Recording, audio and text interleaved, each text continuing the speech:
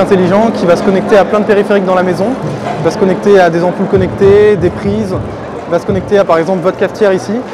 Avec tous ces périphériques, on va pouvoir créer des scénarios pour que Gladys par exemple le matin, grâce aux données de votre calendrier en ligne, va pouvoir vous réveiller au bon moment en mettant une petite lumière sympa, en lançant la machine à café, en par exemple ouvrant les stores.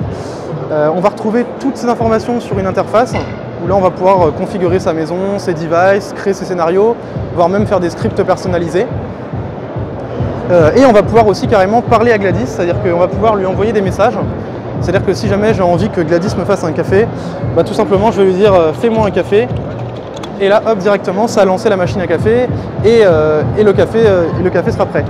À distance, on va carrément pouvoir aussi lui parler directement depuis son navigateur. C'est-à-dire que par exemple, je veux que Gladys sache que je suis en train de rentrer, bah, je lui dis je suis de retour, hop, et là directement Gladys elle reçoit la commande et à distance elle va pouvoir lancer le scénario retour à la maison, c'est-à-dire le chauffage qui remonte, des choses comme ça. Donc après, les scénarios en général que les gens mettent en place, c'est plutôt au niveau du réveil, l'automatisation de détecteurs de mouvement, quand il y a un mouvement et que certaines conditions, bah, on va faire certaines actions. Et à terme, l'objectif c'est d'avoir carrément des scénarios intelligents qui puissent se créer tout seuls en fonction d'actions déjà faites. C'est-à-dire que si le système remarque que tous les jours vous rentrez à la même heure, que vous à chaque fois vous allumez la lumière, vous ouvrez les stores et vous faites un café, bah, le système pourrait avec du machine learning apprendre à reconnaître ces actions et les refaire à l'avenir. Voilà.